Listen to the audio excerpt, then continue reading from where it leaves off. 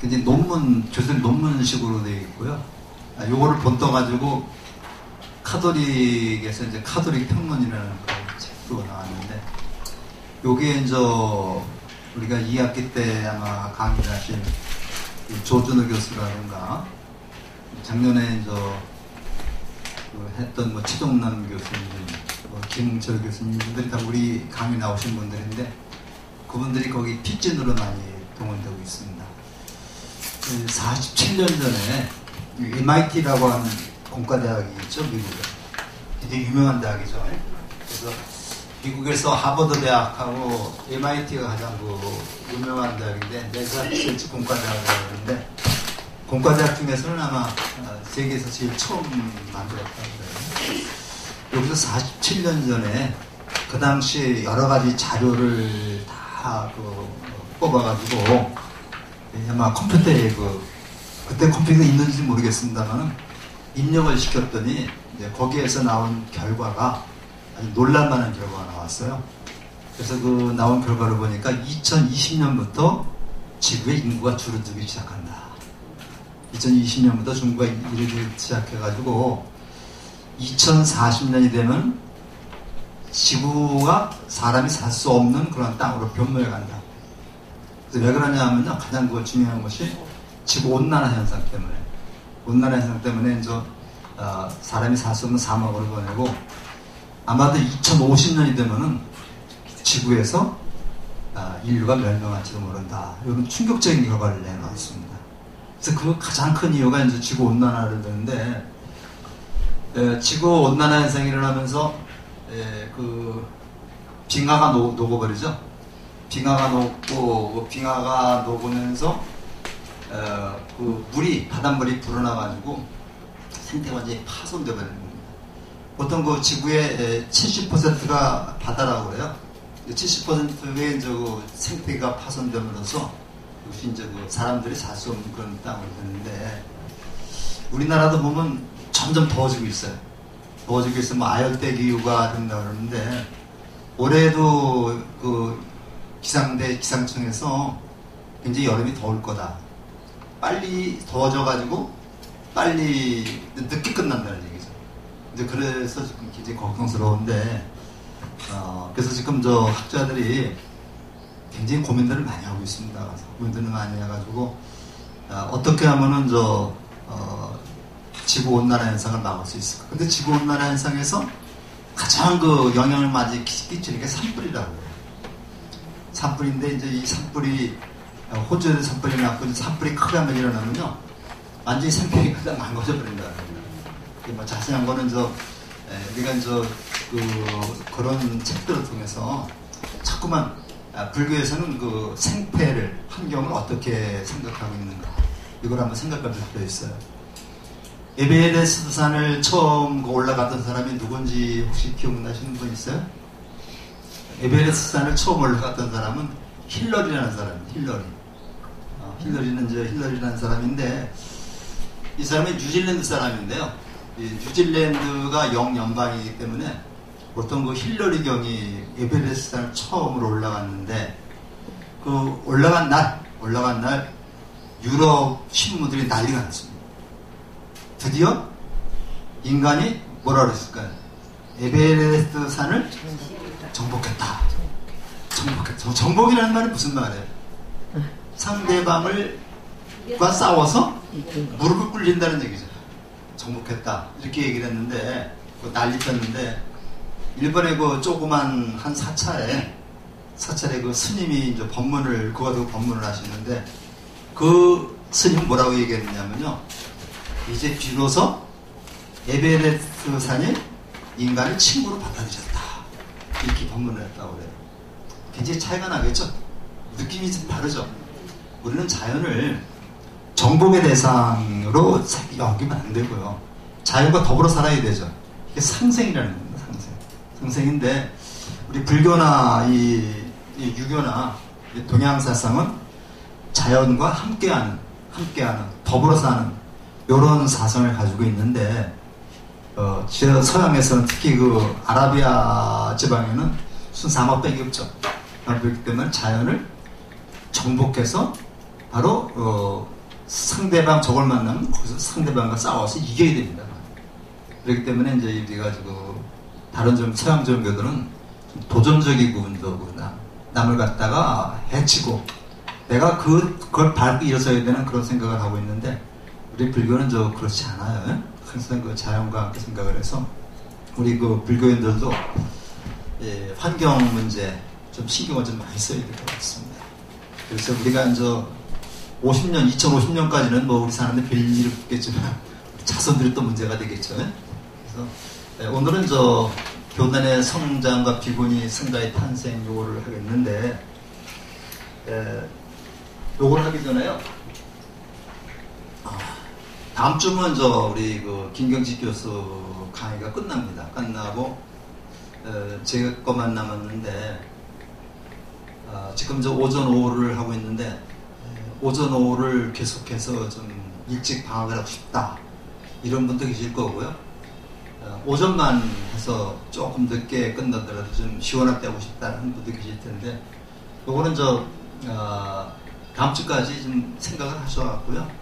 여러분들이 오전 오후 하자면 오전 오후 하고 오전만 하자면 오전만 하고 이렇게 하겠습니다. 그러면 아마 한 2주 정도는 빨리 끝낼 수 있을 것 같습니다. 이거는 의논하셔서 결론 나오는 대로 이렇게 저희가 하도록 하겠고요. 아까 김경식 교수님이 굉장히 많은 좋은 말씀을 많이 해주셨는데 그 중에 좀 마음에 드는 말씀이 사교입선이라는 말이죠. 사교, 사자가 버릴 사자니까 교학은 버리고 그냥 선만 전념하면 된다. 이렇게 생각하는 사람들이 우리나라 불자들의 90% 이상이거든요. 그런데 그게 아니라 그랬죠. 이게 이제 불교를 공부한 다음에 교학을 공부한 다음에 그 다음에 선에 들어가야지 반영을 할 수 있습니다. 우리 교학이라는 건 이정표와 같다고 그래요.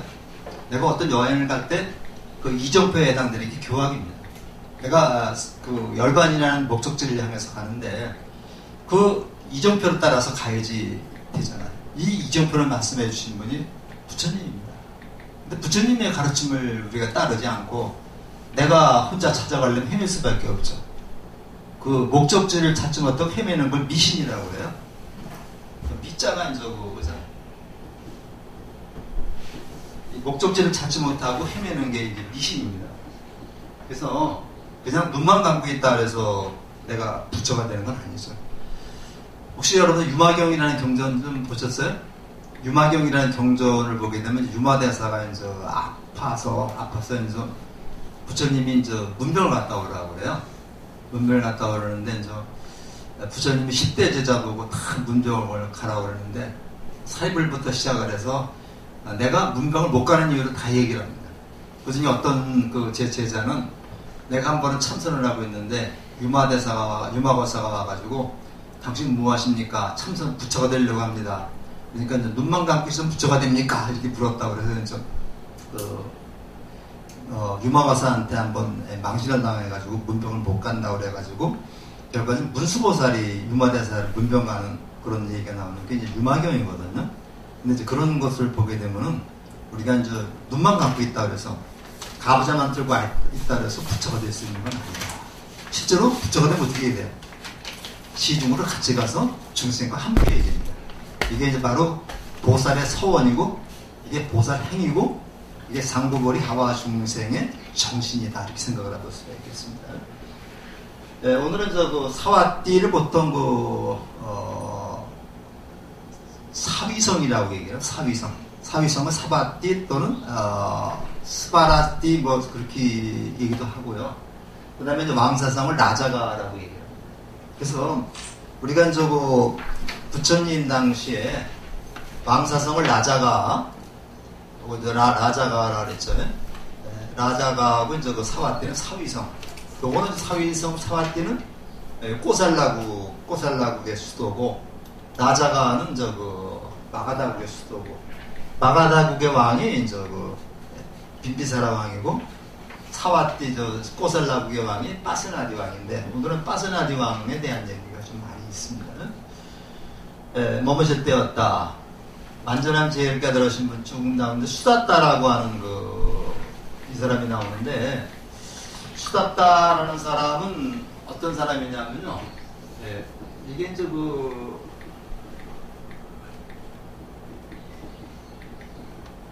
극고독 장자라고.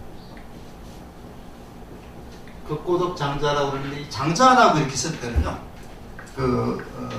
인도 그 부처님 생애부터 장자라고 쓸 때는, 이 장자라는 말은 그 상인, 부자, 상업으로 인해서 많은 돈을 번 사람을 장자라고 그래요. 거기다 이제 아들 자자 쓰면은 아들이란 얘기, 맏아들이란 얘기가 되는 거죠. 그래서 수다따라고 하는 장자가 있는데, 이거를 한문으로 번역할 때 급고독이라고 해요. 그럼 급이라는 말은 뭐예요? 도와준다는 얘기죠. 고독이라는 말은 외로운 사람들을 많이 도와주는 그런 부자다는 뜻입니다. 그만큼 수다따 장자가 보시를 많이 했어요. 마시는데, 우리가 보통 맹자에 보면 그런 얘기가 나와요. 이 사국민이라는 게 나오는데, 아주 어려운 사람 네 부류가 나오는데, 첫째가 환입니다. 환. 요거는 이제 환은 부인이 없는 호라비. 부인이 없는 그 남자를 환이라고 그러고, 과라는 말은 남편이 없는 여자. 과부라고 그러죠. 과. 고라고 하는 말은 자식이 없는 부모. 자식이 없는 부모를 고라고 그러고, 독이라는 거는 누굴 얘기하냐면 부모가 없는 자식. 바꿔 얘기했군요. 고가 부모가 없는 자식, 그 다음에 독이 자식이 없는 부모에서 환과 고, 독을 내가 사국민, 궁활궁자 씁니다. 궁활궁민 안에서 정치라는 거는 요 네 부류의 사람들을 행복하게 해주는 것이 정치다. 이런 거 이제 맹자에 나온 거거든요. 마찬가지로 여기서도 이제 고독이라고 하는 말, 외롭고 쓸쓸한 이런 분들을 많이 도와줬다 그래서 급고독 장자라고 해요.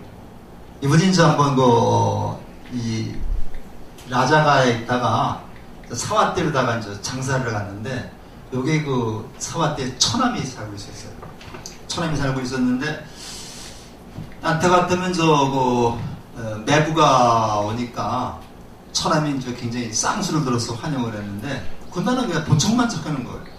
도청만 척하고 이제 음식 준비를 하기 때문에 슬그머니 물어봤더니 이제 부처님이 오신다고 그래서 이제 사와띠가 굉장히 놀랍니다. 놀라가지고 그 다음날 아침에 이제 부처님이 오시는데 그걸 참지 못하고 아침에 일찍 일어나서 이제 부처님이 계신 중림성사를 찾아가다가 부처님을 만났어요. 이제 그 얘기부터 시작이 되는 겁니다. 그리고 자세한 거는 교재를 한번 읽어보시면요, 이분이 어떤 분인가를 알 수 있고, 이 당시에 굉장히 돈을 벌어가지고 돈을 제대로 쓸 수 알았던 사람이 바로 이분이었던 모양이에요. 그래서 더했다. 사왔다 나수뿐 야차들이 출몰하는 곳이었다. 그러니까 귀신 보이는 것들이죠. 마른 뼈다귀 십자가 사방에 널브러짐을 깜깜한 속기를 거리며 썼다는 겁에 들렸다. 그러나 부처님을 직접 뵙겠다는 일념으로 한 걸음 내딛었다. 여명이 밝아오고 세수를 이기 시작하던 때 부처님이 다가오셨다. 그러니까 부처님이 사와띠라고 하는 수다따라고 하는 부호가 온다는 것을 아시고서 마중을 나온 겁니다. 마중을 나온 겁니다. 어서 오십시오 수다따, 당신을 기다렸습니다. 부처님께서는 수다따의 정성을 칭찬하며 두려움을 떨친 그에게 진리의 법을 안겨주셨다. 진리의 법이라는 게 뭐예요? 가르침이죠. 가르침입니다. 유형과 재난이 돋은 이 세상에서 어느 길이 행복으로 가는 길이 알려주고 그 길 끝에 기다리고 있는 좋은 결과들을 알려주셨다. 범난을 국경을 넣는 나들은 수많은 장사길에서 수다따는 이보다 큰 이익을 얻은 적은 없었다. 마음 가득 기쁨이 차올랐다. 부처님과 법과 승가의 삼보의 귀한 승가는 사와띠의 정사를 지어 은혜에 보답하고 싶었다. 네 번의 간증 끝에 부처님이 승낙하셨다. 여기 간단하게 얘기를 했는데 이제 그 과정이 이 교재에서는 굉장히 아주 구체적으로 나와 있습니다. 나와 있는데 우리가 이제 이런 걸 좀 생각할 필요가 있어요. 여기 보면 수다따는 이보다 큰 이익을 얻은 적이 없었다. 지금 뭘 들었어요? 부처님 앞에서 가르치는 거죠. 이 법을 들었습니다. 법을 들었고 수다다가 왔다 갔다 하면서 보면 재물이죠. 재물하고 법이 있는데 재물이라는 건 어떻습니까? 재물이라는 것은 끝이 있죠. 쓰다 보면 끝이 있습니다. 그래서 법이라는 거는 끝이 없이 무한대다. 이거 무한대입니다. 이거 무한대이기 때문에 법이라는 것은 아무리 써도 더 늘어나긴 늘어날 만큼 줄어들지 않는다는 얘기죠. 이런 관점에서 이제 우리가 생각을 해볼 필요가 있어요. 금강경에 보면요. 금강경 4국의 하나를 다른 사람에게 전해주는 것이 칠보를 뭐 삼천대천세계에 쌓인 칠보를 전해주는 것보다 더 수승하다. 이렇게 얘기를 하거든요. 그러니까 제시보다는 법치가 더 수승하다는 얘기인데 요건 요런 이유 때문에 그런 겁니다.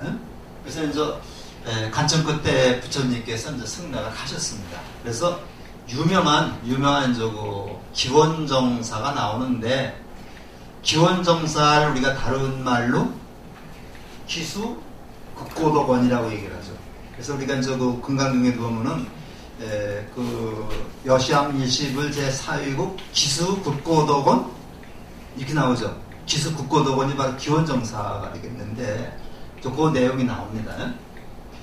사와띠로 돌아오자 여러 곳을 무색하듯 수다다는 드디어 정사를 짓기에 적당한 곳을 찾아냈다. 그것은 꼬살라국 태자인 잿다, 이거 이제 기타 태자라고 얘기를 합니다. 소유 동산이었다. 하지만 잿다 태자는 동산을 팔 마음이 없었다. 우리 교재 잠깐 좀 보시면요. 잠깐 보시면은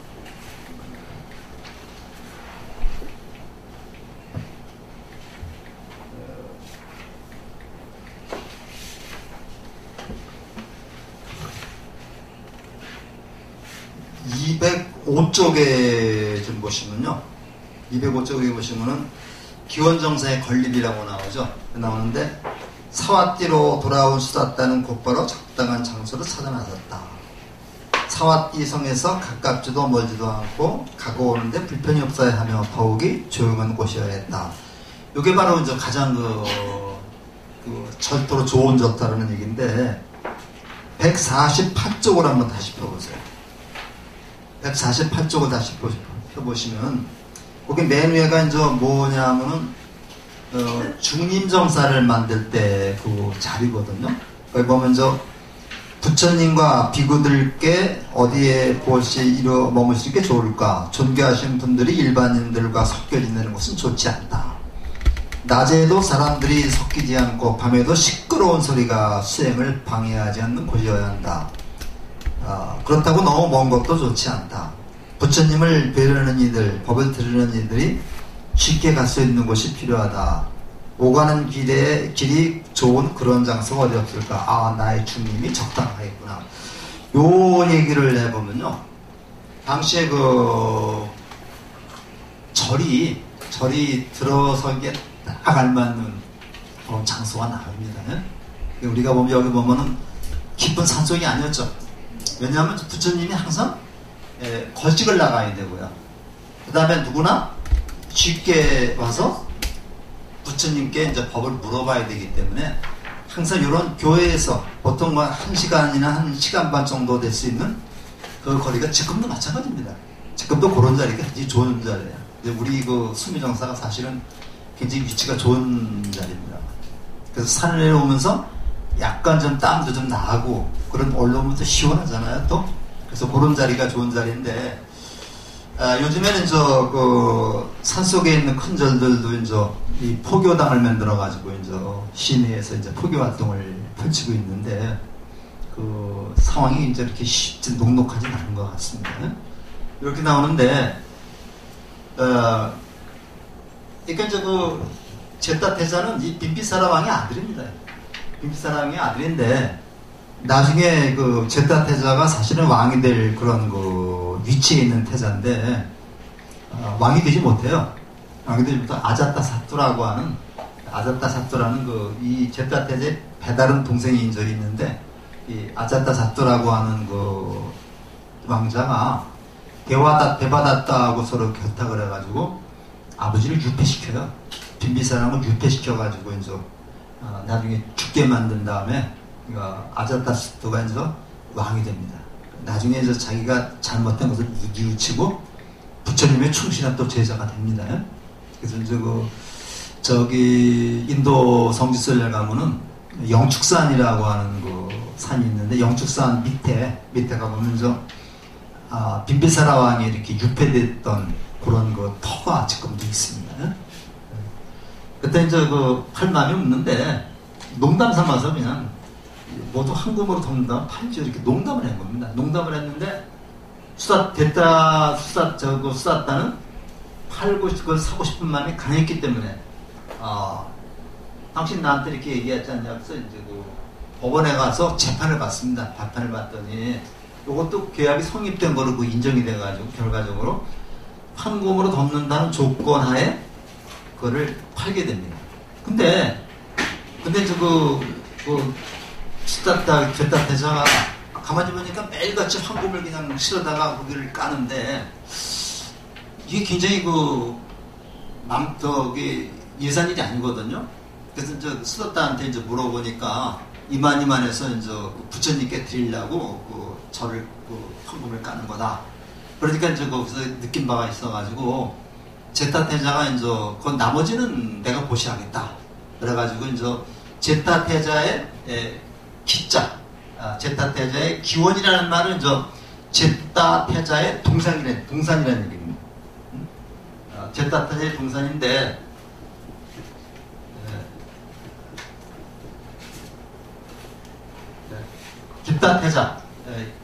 기타태자의 동산이다. 그래서 이제 기원이라고 쓰고 여기다가 이제 기수 국고덕원 해가지고 이제 국고덕이라고 하는 말이 이제 이 사바띠 수다따 장자죠. 그래서 기타태자하고 수다따 등 장자가 힘을 합쳐서 만든 절에 대해서 기원 정사가 됩니다. 우리나라도 기원 정사 있죠? 여기 한번 안 가보셨어요? 혹시 마라도 안 가보셨나? 마라도 가면 기원 정사 있습니다. 마라도 가면 거기 제일 남쪽 섬이죠. 남섬은 저기 성당도 있고 교회도 있고 절도 있는데 맨 밑에가 제일 좋은 자리에 절이니까 그게 기원 정사입니다. 그래서 바로 기원 정사 가면은 거기서 조금만 내려가면 우리나라 제일 남단에 화장실도 있고 제일 남단 횟집도 있고 횟집도 있고 그래요. 그래서 이제 마라도 한번 가시면은 여길 볼 수 있는데 거의 스님이 안 계십니다. 그래서 여기서 이제 관세음보살이 북쪽을 이렇게 딱 보고 있는 관세음보살이 있고요. 또 저기 가면 또 있죠. 여기 저기 통일 저긴가 왜 이북 넘어가는 데 있잖아요. 네? 통일전망대. 통일전망대 하면 거기서 이제 남쪽을 보고 있는 보살이 있는데 그 시선이 딱 마주친다. 근데 확실히 모르겠는데 통일전망대에 있는 부처님은 남쪽을 보고 있고 여기에 이제 관세음보살은 북쪽을 보고 있는데 시선이 딱 일치가 됩니다. 그렇게 설계를 했다고 그래요. 근데 이제 한번 가시면 보고 경주에 가면 또 뭐가 있냐면 기림사라고 있습니다. 기림사가 있는데 이 기림사도 바로 똑같이 기원정사라고 하는 말을 다르게 쓰면 기림사가 됩니다. 굉장히 유명한 절이죠. 원래 거기가 불국사보다도 더 규모가 큰 본사였었는데 이제 거기가 나중에 이제 불국사가 더 시내에서도 왕성해지면서 지금 본사가 아니고 맞사로 되어 있는데요. 거기 가면 뭐가 있냐면 진남대라는 게 있어요. 진남관이면 진이라고 하는 말이 진압한다. 그러니까 남쪽에 외부들을 진압하는 곳이라는 뜻이거든요. 그래서 아마 옛날에 기림사에 동해안 경비사령부라는 거 이런 게 있었던 것 같아요. 그래서 진남관이라고 하는 거 있는데, 근데 옛날에는 절이 국토방위에 아주 중요한 거점이었던 그런 역할을 했던 것 같은데, 그런 것이 바로 이 기림사에 볼 수가 있습니다. 자, 그래서 이렇게 됐어요. 아까 저는 부처님을 만나 어느 거래보다 큰 이익을 얻었다는 것은 바로 이런 관점에서 얘기하는 겁니다. 자, 그래가지고 이제 이 낙성식이 있고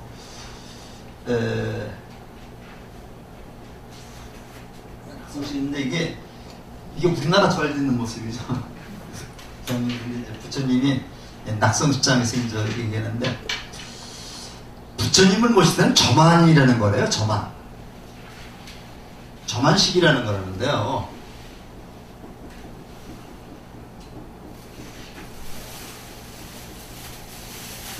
저만이라고 그러는데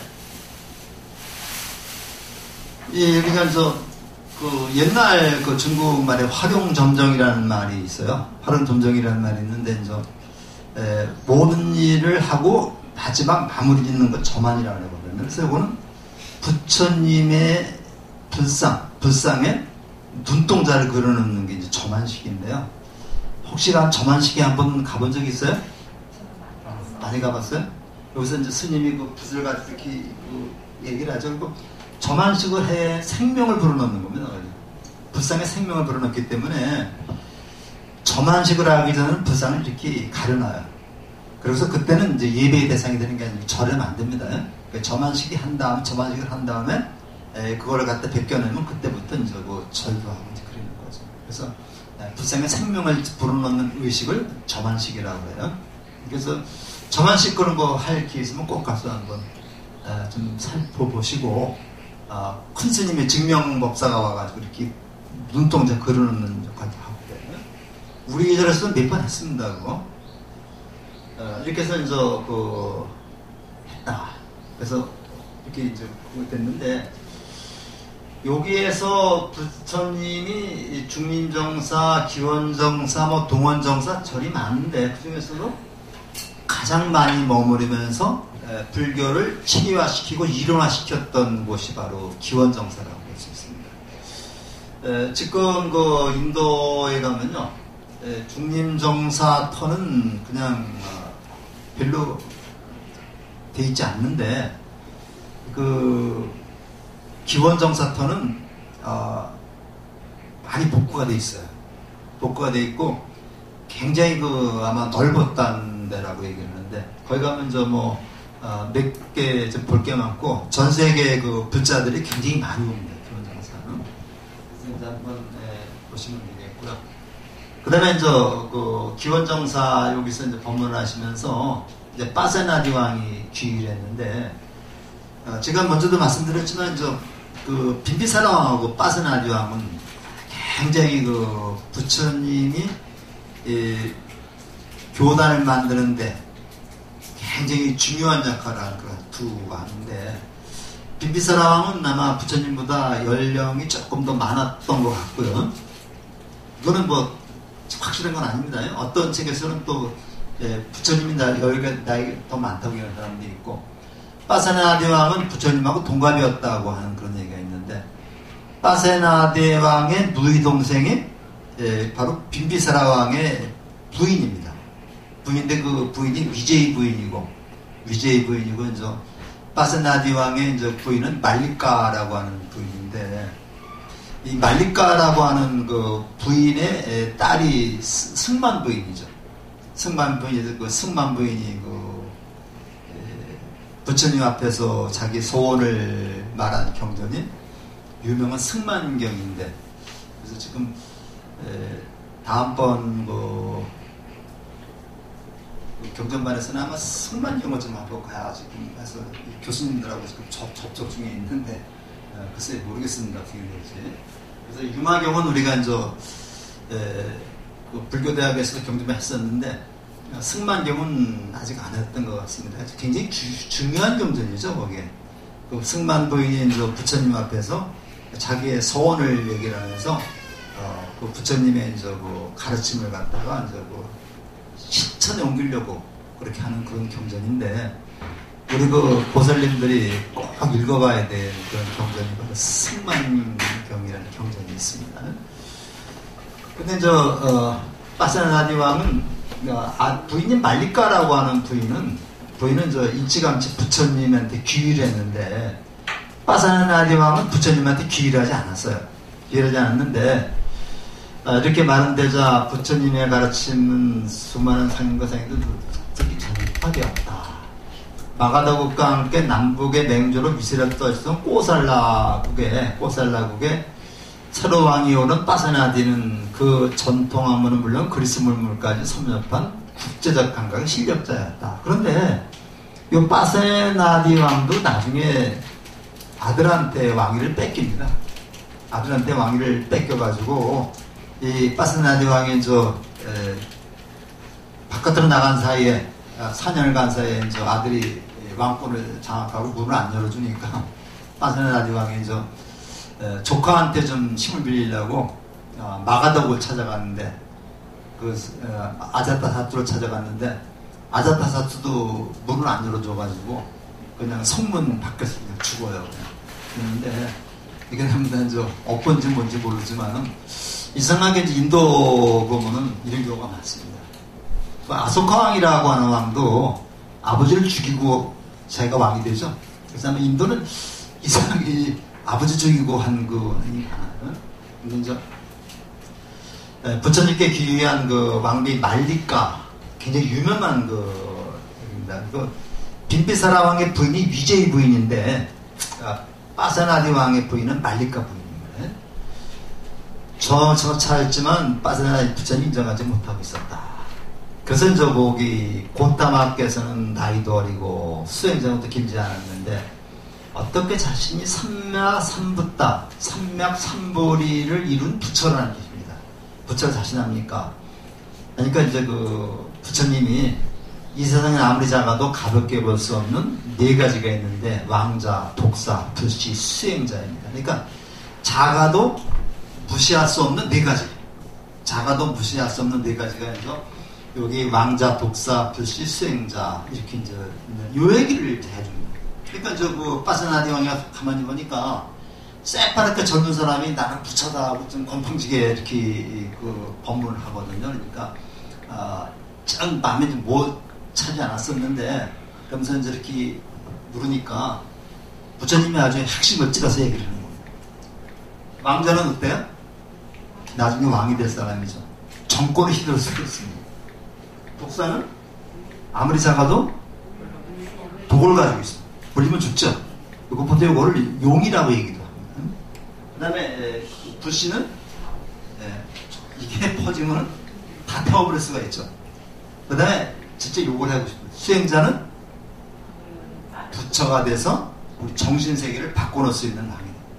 그래서 요거는 우리가 굉장히 유명한 말씀인데 마침 제가 유인물을 오늘은 사실은 그것 때문에 유인물을 맺는 건데 유인물 잠깐 보시면 두 번째 페이지가 있습니다.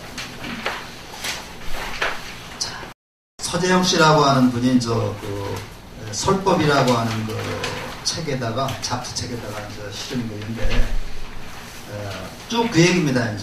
무상정등각을 얻은 부처님 가볍게 보지 말아야 할 네 가지 미래 비전을 가진 사람은 가볍게 볼 수 없다 해서 특히 앞에 거는 다 읽어보시고요. 그 뒤에 미래 비전을 가진 사람은 가볍게 볼 수 없다. 이것만 좀 한번 사실은 이 얘기를 하고 싶어서 했는데 그냥 우리가 불교 공부를 하면서 이렇게 자꾸만 거기 경전에 나와 있는 것에 한정 짓지 말고요. 이거 자꾸만 자기 확장시켜 나갈 수 있어요. 거기 보면 능지서서 능지서서 16쪽에 두 번째 단락을 보시면요. 하지만 부처님은 형제 앞에서도 무상정등각을 깨달았다고 당당히 말씀하고 계십니다. 이는 진리에 대한 문제는 겸손의 대상이 될 수 없음을 보여줍니다. 따라서 불자들도 불법에 대한 확신이 분명해야 하며 법을 말할 때에는 겸행을 이유로 말을 얼버무리지 말아야 한다. 상대방을 존중하는 것과 자신의 믿음에 확신을 갖는 것은 다른 문제이기 때문이다. 자신이 믿는 법에 대해 바르게 이해하고 그것에 대해 분명한 믿음이 있을 때 다른 사람들의 신뢰를 줄 수 있다. 부처님의 가르침을 널리 전하는 포교도 바로 이와 같이 자기 확신과 당당하고 조리 있는 말로 시작한다 해서 우리가 불자들이 다른 사람 앞에 가서 좀 당당해졌으면 좋겠다. 우리가 자존이라는 거하고요. 자존이라는 거하고 이제 우리가 자존심이라는 거하고 자긍심이라는 게 있습니다. 자존심이라는 거하고 이제 우리가 자긍심이라는 게 있는데 이건 다른 말입니다. 그래서 내가 나를 스스로 높이는 게 자존심입니다. 나는 아무것도 잘난 것이 없는데 나를 과대포장해서 이렇게 내놓는 게 자존심인데, 자긍심이라는 거는 내가 하는 일에 대해서 나에 대해서 긍지를 갖는 거예요. 나는 당당하다 이렇게 긍지를 갖는 게 자긍심이거든요. 그래서 사실은 우리가 자존심을 내세우면 안 되지만 우리가 자긍심을 가질 필요가 있다. 우리가 그래서 당당히 우리가 불자라는 자긍심을 가져야 된다는 얘기입니다. 우리가 보통 여기뿐만 아니라 그 직장이나 이런 데 가보면요, 다른 종교, 특히 카톨릭이나 이쪽에서는 당당하게 자기들이 카톨릭이나 개신교라는 것을 드러내고 있습니다. 밥 먹을 때마다 이거 하죠. 이거 하고, 그 다음에 그 개신교는 꼭 얘기 중에 내가 교회 다닌다는 것을 다 드러내요. 근데 불자들은 그거 안 드러내려고 노력을 많이 합니다. 노력을 많이 해서, 제가 그전에 직장에서 우리 등산복이 많았었는데, 등산을 가다 보면은 산에 가면 항상 절이 있죠. 절에 가서 내가 몇 사람이 절에 다니는 건 아니까 이불을 끌고 내가 법당에 들어가서 삼배를 시키고 그래. 같이 하고 그랬는데, 처음엔 그걸 굉장히 쑥스럽게 생각하더라고요. 남들의 눈을 의식해가지고 저 미친놈은 절에 간다. 근데 그거 아니거든요. 그래서 했는데 2번, 3번 가니까 그 다음에 가지 말려 들어가서 그래. 근데 우리 불자들은 내가 불자라는 사실을 가능하면 숨기려고 하고, 이렇게 불교 얘기 나오면 쑥 빠져버리는데, 사실은 종교 얘기는 안 하는 게 좋습니다. 안 하는 게 좋지만은, 그렇게 다른 사람들이 당당하게 자기의 연거를 얘기했죠. 우리도 당당하게 부처님이 어떤 분이라는 것을 우리가 알 필요가 있는 거죠. 그래서 부처님은 이렇게 당당하게 이렇게 말씀하셨다. 둘째, 왕자, 어린용, 이게 어린용 독사입니다. 불시, 비구는 아무리 작고 어려도 무시해서는 안 된다는 것이다. 지금은 비록 작고 보잘것없어도 그것은 세상을 움직일 수 있는 힘과 모든 것을 불태울 수 있는 본성을 지니고 있기 때문이다. 왕자, 어린용, 비구의 속성은 불씨와 같아. 비구를 무시할 수 없는 이유는 계율의 불씨를 품고 있기 때문이다. 불씨는 아무리 작아도 세상을 다 태울 수 있는 힘을 가지고 있다. 마찬가지로 비구도 비록 젊어도 모르는 사람들의 번뇌를 태워버릴 수 있는 위대한 불씨를 소유한 사람이다. 그래서 우리가 얘기했고, 셋째, 가장 중요한 겁니다. 이게 미래에 대한 비전을 가진 사람을 가볍게 보아서는 안 된다는 것이다. 왕자, 어린용, 불꽃등은 현재의 상황을 반전시킬 수 있는 확고한 미래가 예견된 존재들이다. 따라서 이 말씀에 담긴 현대적 의미는 미래에 대한 비전을 가진 사람은 무시해서는 안 된다는 것이다. 지금 비록 초라하고 보잘것없어도 미래를 열어갈 수 있는 비전을 가진 사람이라면 결코 가볍게 보아서는 안 될 것이다. 그래서 우리가 불자로서 항상 우리는 미래의 비전을 가지고 있고요. 우리는 그렇기 때문에 공부를 하는 겁니다. 따라서 우리는 바로 부처님이 말씀한 왕자, 독사, 불시, 수행자는 아무리 작아도 가볍게 여기서는 안 될 것이라고 말한 진의는 바로 수행자는 미래에 대한 비전, 모든 사람들을 번뇌로부터 해방시켜서 열반에 이끌 수 있는 그런 잠재를 가지고 있다. 이걸 갖다가 은근하게 과시한 이 자긍심이라고 볼 수 있죠. 그러니까 부처님의 설명들은 빠져나가는 예의를 갖추었다. 우리가 이렇게 생각을 할 수 있기 때문에 항상 우리 부자들이 바로 이 부처님의 이러한 말씀을 통해서 우리가 어떻게 처신해야 되고 살아야 되는가를 우리가 좀 알아야 되겠습니다. 좀 자신감을 가지고 살아야 되겠습니다. 아까 교수님들 우리가 7번 왔다가 예루과 그 다음에 일례과 불안과 그 다음에 아람과 얘기를 했었죠. 예리고가 수다원 갑니다. 수다원, 수다원, 아나암, 수다원, 사다암, 아나암, 아라함이죠. 이 순서가 이제 수다원, 사다암, 아나암, 아라함. 이렇게 이제 되겠습니다. 그 다음에 그래서 이제 바스나디 왕이 이제 귀의를 했는데, 여기가 아까 보니 마가덕 요쯤 되고요. 사디 여기 되기 때문에, 여기가 이제 부처님이 태어나신 가빌라성이거든요. 그래서 저 사와띠는 바로 꼬살라국은 부처님이 살아 계셨던 그 까빌라국을 갖다가 같이 지도하는 그런, 그러니까 그 까빌라국은 바로 그 꼬살라국의 그 지배를 받고 있었던 도시국가였다, 이렇게 보면 되겠습니다.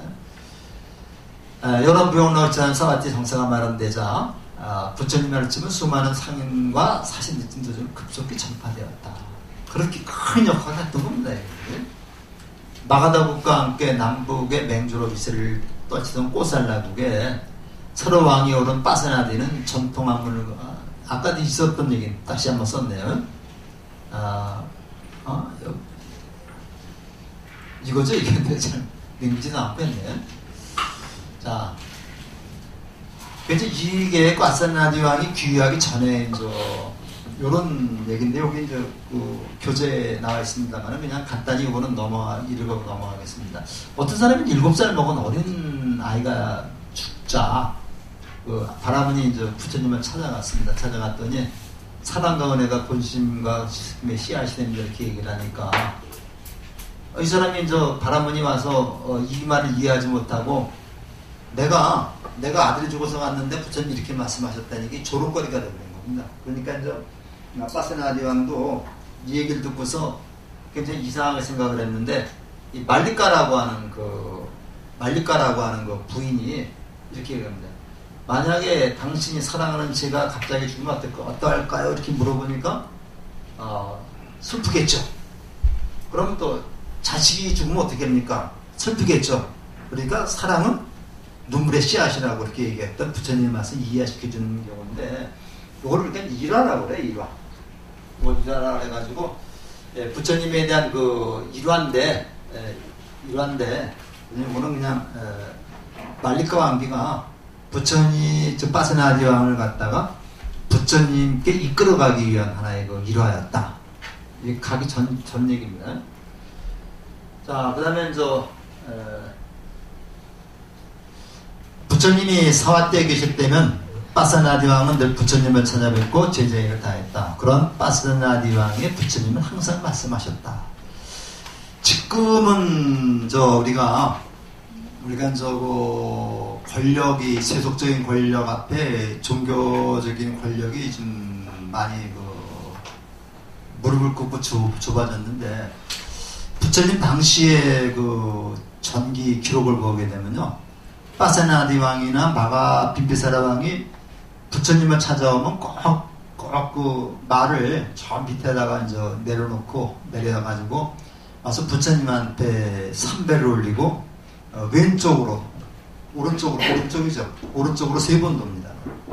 이게 이제 옛날 그 인도에서는 성인을 대할 때 그 예의가 와서 절을 하되 내 이마를 이제 그 상대방의 발에다 대는 겁니다. 그러니까 내 가장 높은 이마를 상대방의 가장 낮은 발에 댐으로써 존경의 의미를 표현합니다. 그리고서 부처님 오른쪽으로 3번을 도는 그런 것이 의식이 있는 겁니다. 그렇게 했었어요. 그렇게 했었는데, 지금은 나중에 중국이나 우리나라도 보면은 임금 앞에서 이제 스님들이 이제 예의를 갖추는 그런 식으로 바뀌고 있죠. 서양사도 보게 되면은 교황과 그 황제 간의 이 알력이 굉장히 많아가지고 중세 그쪽에서는 그 황제가 교황 앞에 가서 이렇게 문안 인사를 하고, 근데 황제가 말을 안 들으면은 교황이 파문을 시켰습니다. 근데 파문을 시키게 되면요, 예를 들어서 그 교황이 이탈리아에 있는 로마에 있는데 프랑스 왕이 말을 안 들어서 파문을 시켰다. 그러면 프랑스에 있는 카톨릭 교회는 신도들이 안 가는 거죠. 그럼 다스려 먹을 수가 없는 겁니다. 근데 이제 영국 같은 경우는 그 이혼을 하고 왕이 이혼을 하려고 그러니까 그 교황이 하지 말아라 하니까 거기 좀 바다가 떨어졌는지 모르지만은 교황 말을 안 듣고 새롭게 국가를 만들었죠. 이렇게 해서 이제 그 서양에는 그 카톨릭도 로마 카톨릭이 있고 또 카톨릭도 많습니다. 많고 개신교도 많이 있는데 우리 그 부처님 종교에는 이런 얘기들이 많이 나와요. 근데 이제 초기에는 그만큼 부처님이 이제 존경받을 만한 그 분위기 때문에 왕들이 와서 이렇게 문안 인사드리고 그 다음에 이제 그 정책을 물어보고 이렇게 했던 겁니다. 그래서 이거는 시킨다고 되는 게 아니라 스스로 그만큼 그 인격을 갖추고 옳은 말씀을 하시면요 다 의로로 대접을 해준다는 얘기죠. 그래서 요게 이제 뭐 저긴 더 잘 나와 있습니다만 요것만 보시면요 요게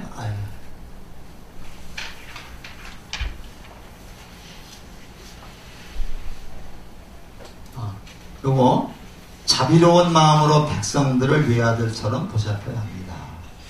그들을 핍박하거나 해쳐서는 안 됩니다. 그릇된 견해를 멀리하고 올바른 길을 걸으십시오. 교만하지 말고 남을 얕보지 마십시오. 간신들의 소리에 귀를 기울이지 말고 왕이라 해도 법을 어기지 마십시오.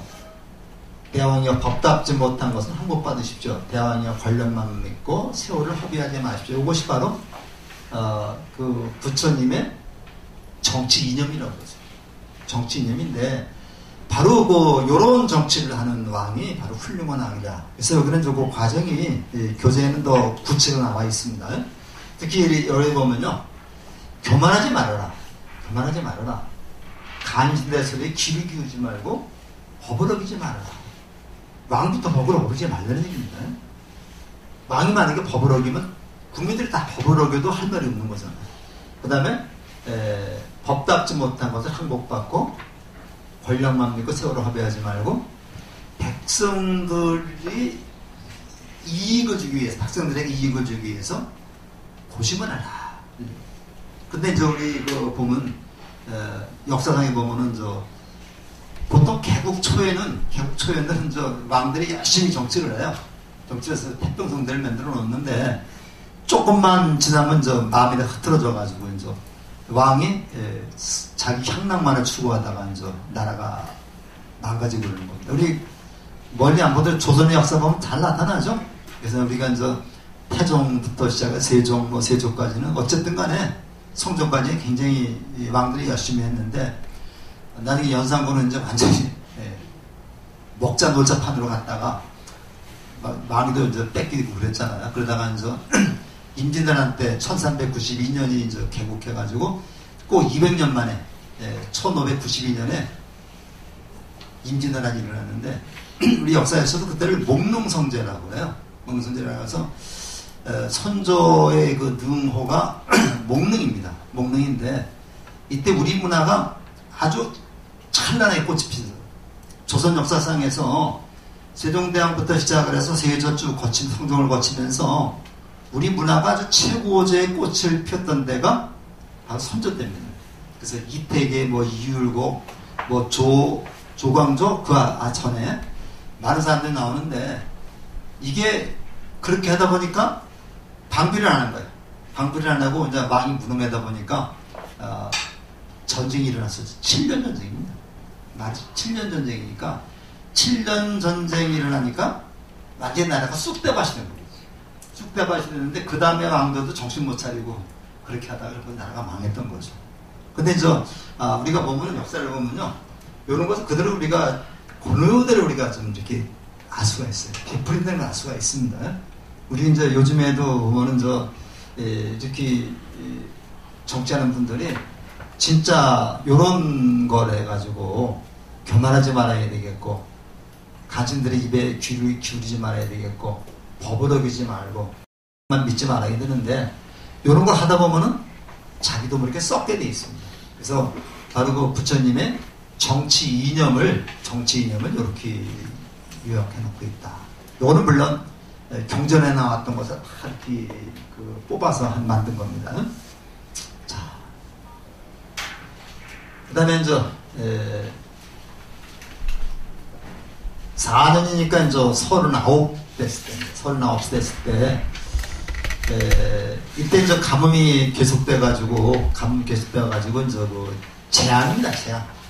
비 한 방울에는 재앙이 있을 때였다. 파종한 씨앗들은 싹도 튀어보지 못해 말이었고 나무도 열매를 맺지 못했다. 이렇게 비가 안 올 때는 어떻게 해요? 나무에 재앙이 있을 때는 정말 옛날에 왕이 자기 부덕의 소치로 봤어요. 자기 부덕의 소치로 봐가지고 기우제 지냈습니다. 기우제 지냈는데 기우제 지날 때까지 비가 올 때까지 지내면 맞죠? 맞는데 뭐 혹시 태종우라는 말 들어보셨어요? 태종우?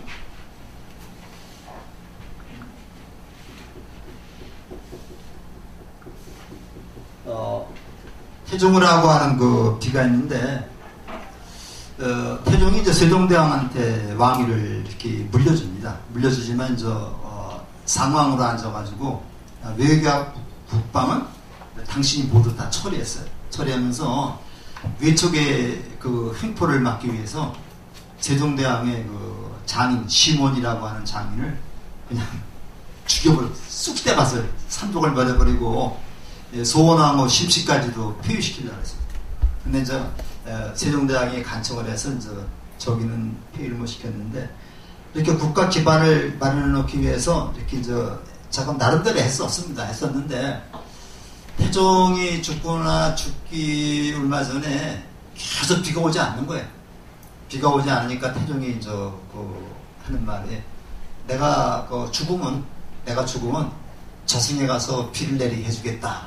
근데 죽고 나서 진짜 비가 왔어요. 그래서 해마다 그때쯤이면 비가 온다 그래서 그걸 태종우라고 얘기를 합니다. 이런 역사적인 얘기 했는데 옛날 왕들은 이거를 자기 허물로 본 겁니다. 그 비가 또 너무 많이 오면요. 비가 너무 또 지우제를 지내요. 비가 그만 오다는 또 지우제도 지냅니다. 그래서 우리가 기우제는 비가 안 올 때 지내는 거고 지우제는 비가 너무 많이 오면 또 지우제도 지내고 그럽니다.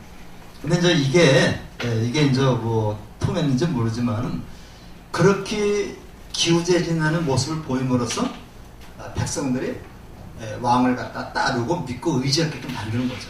그래서 저는 그 생각을 많이 해요. 그러니까 요즘에 이 스님들도 열심히 절에서 좀 기도하고 그 다음에 그 신도들의 모범이 될 만한 그런 행동을 열심히 하면은 절에 오지 말라고 다 오는데 또 그런 점이 참 아쉬운 점이 많이 있습니다.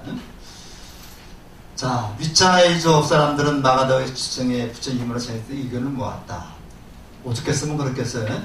빈비사랑은 부처님 자리를 떠난 것은 원치 않았지만 부처님한테 빈비사랑한테 이렇게 말씀을 드려서 부처님이 이쪽으로 가서 이제 비를 오게끔 만드는 그런 내용인데 이것도 이러합니다. 가서 그래서 강을 건너는 순간 뭐 이렇게 발을 디디는 순간 천둥 번개를 동반한 폭우 며칠 동안 쏟아졌다. 뭐 이게 넘어가요 이거는. 근데 외산이는요. 이거 바이샨이라고 그러죠. 외산이는 니간타 나타붓다. 이거 누구예요? 이게 자이나교의 교주입니다. 이거. 니간타 나타붓다의 고장이기 때문에 수많은 왕족과 백성들이 니간타 자이나교들의 교도들이었다. 이 사건을 계기로 외살리를 비롯한 마찌연맹 땅에 부처님의 가르침이 퍼지게 되었고 수많은 니간타 교도들이 불교로 개종을 했습니다. 그때 외살리의 총사령관이 시아라는 장군이 있었는데 이분이 굉장히 영향력이 큰 그런 장군이었습니다. 근데 이 시아라고 하는 장군이 이분이 니간타 교도였었는데 이분이 부처님을 찾아뵙고서 저는 불교로 개종하겠습니다. 이렇게 얘기해요. 불교로 개종하겠습니다. 얘기하니까 부처님이 뭐 그냥 받아들이지 않았고 당신은 굉장히 영향력 있는 사람입니다. 당신이 불교로 개종하는 것은 우리에게는 도움이 될지 모르지만은 다른 분들이 당신을 원망할 겁니다. 다시 한번 생각해 주십시오 하고서 이렇게 얘기를 했어요. 그래도 시아 장군이 계속해서 개종을 원했고 개종을 하면서 이렇게 얘기를 했습니다. 저는 오늘부터 부처님과 부처님의 제자들에게만 공양을 올리고 먼저 이간타 교도들한테는 공양을 올리지 않겠다 이렇게 얘기를 하니까 부처님이 그걸 막았어요. 그 말씀을 거두십시오. 당신은 오랫동안 이간타들을 공양해 왔습니다. 그들에게도 평등하게 공양해야 됩니다. 이것에서 부처님의 그 너그러운 마음을 알 수가 있죠. 우리 보통 같으면 온데면 얼른 좋아하고 맞아들이겠지만은 부처님은 그렇지 않고 항상 상대방도 배려하는 그런 마음을 갖게 했습니다. 우리가 불교 절에 나가면서도 원차를 바꿀 때가 있습니다. 원차를 바꿀 때가 있지만은 설사 원차를 바꾼다 하더라도 먼저 절에 스님을 뵙거든 꼭 인사를 드리고 삼배를 올리고 그 다음에 시간 날 때 가서 같이 그분들하고도 대화를 하고 공부도 하고 그런 것이 바람직하지 않겠는가. 그러니까 원차를 바꾸되 먼저 다니던 원차를 완전히 끊어버리지 말고 이렇게 인간관계는 유지해 나가는 얘기죠. 그래서 제가 항상 얘기지만은 만날 때 인연보다 헤어질 때 인연이 훨씬 더 중요하다 그런 얘기고요. 이거는 사가족과 꼴리아식의 불싸움인데 이게 농사를 짓던 그런 나라이기 때문에 아마 이런 것들은 많이 있었던 모양입니다. 그래서 그냥 넘어가시고 여기도 종려나무 밑에 도토리 나면서 토끼 이야기를 들려줬는데 요거는 조금만 쉬었다가 2시 5분에 하겠습니다. 수준으로 떨어진다고 하는 발표도 있어요. 인구가 준다는 거는 굉장히 좀 걱정스러운 건데 그 인구 주는데 가장 큰 역할을 할 수 있는 게 환경 문제입니다. 우리가 조금 관심을 안 가졌죠. 너무 우리나라에서도 불이 산불이 좀 자주 일어나는데 이 산이 타게 되면 거기에 대한 이 동물 어마어마하게 많은 것들이 없어지고 그다음에 이것이 대기 영향을 많이 미치는 거예요. 그래서 온도가 1도 지구상 인도가 1도만 상승해도 엄청난 문제가 온다 그래서 2도 상승하면 사람이 사지 못한다고 사실 걱정스럽습니다. 그 다음에 요거는 사가족과 꼴리아족의 물싸움인데 강물과 사람이 어떤 쪽이 소중합니까? 답이 소중하다. 그러니까 종려나무 도토리한테 토끼 이야기를 해줬다는데 여기 우리가 참 많이 좀 생각해 볼 문제입니다. 이것도 일화죠. 이걸 일화를 갖다가 에피소드라고 얘기를 합니다. 우리 문학에서는 일화도 에피소드라고 좀 말을 하는데 우리가 소설 속에서도 소설 속에서도 에피소드로 해가지고 액자 소설 들어보셨죠? 액자로 해가지고 소설 속에 또 액자가 들어가는 경우가 좀 많이 있습니다. 근데 여기 사자 한 마리가 하늘에 토끼는 쭉 나오는데 그냥 토끼가 이렇게 딱 있다 보니까 도토리가 딱 자기 머리로 떨어지는 거예요. 근데 이거는 하늘에 무너지는 줄 알고 막 뛰었습니다. 토끼가 뛰니까 다른 동물들도 덩달아서 뛰는 겁니다. 덩달아 뛰면서 하늘이 무너졌다 뛰어가는 거예요. 근데 가만히 보니까 이 사자는 바로 요거 누구냐면 부처님이라고 생각하면 됩니다. 사자가 소리를 꽉 질러가지고 거기서 멈춰라! 이게 사자 후라고 그러잖아요. 멈춰라 해갖고 너희들 왜 뛰냐? 그러니까 하늘이 무너져서 뛴다. 그러니까 하늘이 무너졌다고 말한 것을 차근차근 다시 되짚어가 보니까 도토리 하나가 토끼의 귀에 떨어진 것을 보고 이렇게 잘못 전달이 된 것이다. 이런 얘기거든요. 근데 우리 말이라는 게 그렇습니다. 이 말이라는 게 내가 상대방으로부터 어떤 말을 들어요. 여기다 들으면 이 말이 요렇게 그냥 요 말이 그대로 전해지는 게 아니라 여기는 뭐가 돼요? 플러스 알파가 전해지죠. 알파가 전해져가지고 요 말이 또 지나면 또 그게 또 알파 베타가 들어가고. 그래서 우리가 요런 거를 문학에서는 이제 요런 거를 창의성이다. 이걸 창의성이라고 그래. 소설이라는 거는 이제 저렇게 남에게 들은 얘기에다가 자기 나름대로 창의성을 덧붙여서 얘기한 게 좋은 의미로는 그게 이제 소설이 되는 거예요. 근데 나쁜 의미는 이게 다 이제 가짜뉴스가 되는 거죠. 그래서 이제 요즘에도 이제 볼튼인가 그 사람의 이제 희고록에 이제 굉장히 문제가 많이 돼가지고 가짜니 진짜니 얘기가 많은데 그 불꽃이 우리까지 튀어왔는데 우리가 이제 이럴 때일수록 이제 우리가 중심을 잘 잡고 우리가 좀 대처해야 되지 않을까. 저쪽 북쪽에서 요구하는 게 남남가등이라고 얘기하잖아요.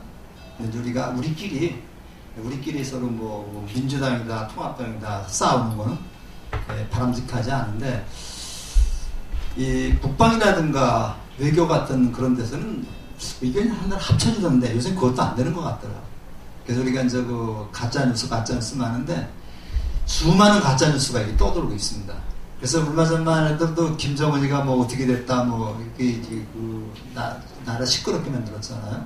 그래서 우리가 이제 진실만을 말하고 망언을 하지 않는 그런 것도 굉장히 중요한 것 같은데 이거는 우리가 그런 의미에서 한번 살펴볼 필요가 있지 않나 생각이 듭니다.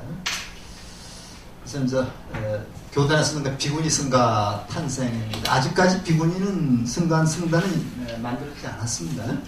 이제 쭉 보시면 숫도다나왕이 이제 임종을 하게 돼서 이제 부처님하고 난다는 이복 동생입니다. 이복 동생, 그다음 아난다는 사촌, 라울라는 숫도다나왕의 손자죠. 이제 공님이 도착했다 하니까 부처님 두렵습니다. 나를 고통에서 벗어나게 해주십시오. 지금까지 들은 진리를 다시 생각하고 지금까지 쌓은 선행을 믿으십시오. 제가 수없는 생애 동안 쌓은 공덕과 보리쌀에서 얻은 이익을 아버지를 모든 고통에서 벗어나갈 것입니다 했는데 죽을 때 나도 죽는 사람을 나도 몇 번 많이 보진 않아서 몇 번 본 적이 있었는데 죽는 그런 모습 보면 편안하게 죽는 아주 그냥 잠자듯이 있는 그런 분들이 가면 좀 인상을 좀 찌그려가면서 이렇게 죽는 분도 있습니다. 근데 나는 임종을 한다고 해서 지킨다 그러죠. 나도 우리 어머니 아버지든 저도 임종을 못 봤어요. 그런데 이제 어저께 우리 어머니 제사 날 돼가지고 이제 간단하게 이제 제사를 모셨습니다만은 우리 어머니 아버지 돌아가실 건 보는 날도 임종을 못했고 우리 장모님은 내가 돌아가시는 걸 봤어요. 그래서 이제 몇 번은 내가 이제 본 분이 있는데 돌아가실 때 보면 그냥 잠자듯이 이렇게 돌아가신 분이 있고 조금 이제 용어 쓴다 그러죠. 돌아가신 분도 있는데 그런 걸 보면 그냥 편안하게 돌아가시는 분들이 행복한 분이 아닌가 그렇게 생각이 됩니다. 그런데 그러더라고요. 사람이 죽어도 제일 늦게 다치는 게 귀라고 해요. 제일 늦게 다치는 게 귀가 돼가지고 스님들 말씀이 그러시죠. 사람이 죽었을 때 바로 울게 되면은 그것이 혼이 빠져나가다가 다시 돌아와가지고 집착을 하게 된다. 그래서 바로 이제 울지 말라고 이제 하는 분들도 계신데 잘은 모르지만 항상 귀가 맨 늦게 다치기 때문에 돌아가셔도 그 말씀을 듣는다고 그래. 그래서 이제 돌아가셨다 그래서 바로 이제 아무 말을 하거나 그러면 안 되는 거겠죠. 근데 확실한 건 아닙니다. 그렇게 얘기를 하니까. 죽어본 사람은 없으니까. 근데 그럴 것 같아요. 내가 봐도. 그럴 것 같고, 이제, 아까 그 교수님 안식 떠나가고, 이식 떠나고, 여러 가지 설이 있습니다. 여러 설이 있고, 염라대왕 앞에서 하나도 있고 그러니까, 그 49제에 대한 그 얘기도 여러 가지 얘기들이 많아요. 근데 안 지내는 것보다 저런 게 지내야지 내가 마음이 편하죠. 그래서 부처님 선수 숫도나라왕의 다리를 주무르고 다비장으로 가는 장례가 앞에 향로를 드셨다. 그러니까 이제 그 여기 교재도 보면 나오지만은 부처님께서 향로를 들고 가시고 간을 들고 가시는데 제자들이 말렸어요. 어떻게 부처님이 그거 들고 가십니까? 하니까 부처님이 이제 내가 들고 가야지 후세 사람들도 나를 본받을 게 아니냐 이렇게 해가지고 이제 그 장지를 모셔가지고 화장을 모시는데 앞장서서 그를 했는데 바로 이제 그 유교에 있어요. 중국에 들어간 유교에서 유교는 신체 발부는 수지 부모라. 신체 발부는 부모에게서 받은 것이다. 이것을 훼손하지 않는 것이 효도의 시작이라고 되어 있습니다. 그렇게 시작이라고 되어 있는데 그리고 나중에 출세해서 부모님의 이름을 드러나게 하는 것. 부모님 이름을 드러나게 하는 것. 누구 아들이 이번에 국회의원이 됐다더라. 누구 아들이 서울대학교 합격했다더라. 그럼 아버지 이름이 드러나는 거죠. 이걸 효도의 마지막이라고 봤거든요. 그러니까 이제 그 중국의 유학자들이 보기에 스님들은 머리를 깎으니까 우선 부모님이 주신 거를 갖다 다 훼손하잖아요. 그러니까 너희는 그 바로 저희가 아니냐, 불효하는 놈들이 아니냐 이렇게 하니까 여기에 맞서기 위해서 부모 은중경이라는 경전을 이거 중국에서 만든 경전입니다. 위경인데 부모 은중경을 만들 때도 다 이러한 부처님의 이러한 것이 바탕이 돼서 이러한 효라고 하는 이러한 사상이 바탕이 돼가지고 중국 사람들이 이제 부모 은중경이라는 걸 만듭니다. 그래서 효경이라고 하는 유교의 경전은 아버지 중심으로 되어 있고요. 부모 은중경에는 어머니 중심으로 되어 있습니다. 그래서 어머니가 아기를 낳을 때 그러한 고통 10가지를 쭉 얘기를 해주고 있잖아요. 그래서 그 얘기를 했는데 옛날부터 그 유교에서나 불교에서는 자식을 낳는 건 아버지가 낳고 그 다음에 기르는 거는 어머니가 기른다고 해서 부생, 모육, 지은이라고 그랬죠. 그래서 우리 그 정자 선생의 훈민가에 보게 되면 아버님 날 낳으시고 어머님 날 기르시니 두 번 곧 아니면 이 몸이 살아실까 이런 그 노래가 있죠. 그 훈민가라는 노래입니다. 자, 그 다음에 이제 이렇게 해서 아버지 장례를 모셨는데 이때 이제 이쪽에서는 불교에서는 이게 이제 윤회가 바탕이 되니까요. 당연히 화장을 하는데 이 불교 유교에서는 우리 그 혼과 백, 혼은 하늘로 가고 백은 땅으로 가기 때문에 혼백이 분리돼서 나가기 때문에 이제 우리 시신은 매장을 했던 겁니다. 매장을 했는데 그 혼백을 갖다가 이제 모시기 위해서 제삿날 땅에다 술을 붓고 향을 피워가지고 혼백을 모신 다음에 음식을 대접하는 게 바로 유교적인 제사가 되겠죠. 그 다음에 드디어 이제 비구니 승가가 탄생을 했는데 이 숫도다나왕이 돌아가시자 그 마빠자빠띠라고 하는 그 이모죠. 이모가 이제 그 부처님한테 출가를 해야 한다고 이렇게 요청을 했어요. 그래서 요거 잘 보시면요. 숫도다나왕의 유고를 수습하여 탑을 세우는 이게 살이죠. 마빠자빠띠가 궁중의 여인들과 함께 황금빛 가사를 들고 숲속으로 찾아왔다. 출가를 하겠다는 의미였다. 부처님께서는 가사를 승가에 보시하라고 권유하시고 비구들과 함께 외사지로 방하셨다. 요거 그 교재를 보면요. 거기 어디 나오냐면 몇 페이지?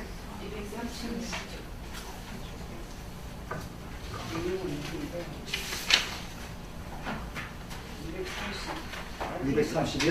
234, 235, 30.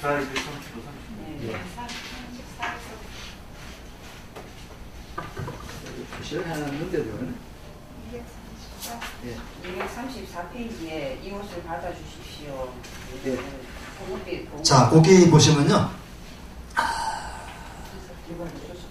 예, 거기 235쪽에 보시면요. 당신이 있을 때 그 옷은 제게 주시는 건 승가에 보시는 게 낫습니다. 그래서 거기 저희가 안 나오나요? 사방승가라는 말이 안 나오나요? 이제 사방승가라는 말 없어 본 것 같은데 승가도 사방승가라는 게 있고 현전승가라는 게 있어요. 그래서 요거를 저 승가에다가 보시하라고 하는 거는요. 승가는 몇 명 이상이라 그랬어요? 네 명 이상의 그 대스님들의 집단, 대중 집단을 승가라고 그랬죠. 승가에다 보시하면은 요거는 개인 자산이 되지가 않는 겁니다. 근데 부처님한테 그 개인으로 보시하면은 요건 개인 재산이 돼버리죠. 그러니까 요거는 그 그런 보심을 개인 재산을 갖지 말아야 되는데 요거는 개인 재산이 되기 때문에 요거는 개인이 받지 않고 승가에 보시라고요. 근데 승가에는 사방승가라는 게 있고요. 사방승가라는 게 있고 현전승가라는 게 있습니다. 승가라는 게 있는데 사방승가라는 거는 어느 곳에 존재하는 이 세상에 존재하는 모든 승가를 다 사방승가라고 해요. 근데 현전승가는 그 권역 우리가 하고 있는 이 권역에서만 통하는 승가를 현전승가라고 해요. 예를 들어서 우리 절 같은 경우는 현전승가라고 그러면은 우리 수미정사 여기서만 법회를 보고 여기만 드나드는 승가를 현전승가라고 해요. 그러니까 수미정사하고 영산정사 여기에 포함되는 거겠죠. 근데 사방승가라고 그러면은 여기만 아니라 다른 절에 다른 지역에 가서도 들어갈 수 있는 걸 승가를 사방승가라고 그래요. 그래서 여기는 보면 보통 그 사방승가에 갔다가 이제 보시하라는 얘기가 나오는데, 그러니까 요 현전승가는 그러니까 같이 모여서 법회도 볼 수 있고, 그 다음에 법문도 들을 수 있는 그러한 제한된 구역 내의 승가를 현전승가라고 그러고, 이런 제한된 승가가 아니라 모든 승가 집단을 우리가 사방승가라고 해요. 그러니까 규모가 훨씬 더 큰 거죠. 그렇게 우리가 좀 이해를 좀 해주시고요. 그러니까 그 부처님이 이제 한 말로 거절을 하셨어요. 그러니까 마마자 빠띠가 손수 머리를 깎은 배옷을 입은 채 맨발로 까빌라 거리에 나타났다. 약속이 난 듯이 여인들은 뒤따랐다. 꼴리아를 지나 밀라의 땅으로 들어섰을 때 여인들에게는 500명이 되었다.